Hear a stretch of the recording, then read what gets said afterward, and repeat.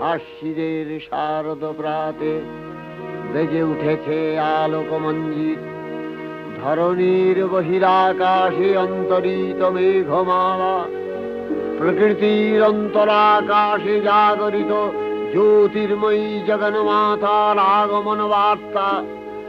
আনন্দময়ী মহামায়ার পদধ্বনি অসীম ছন্দে বেজে উঠে রূপলোক ও রসলোকে আনে নবভাব মাধুরীর সঞ্জীবন।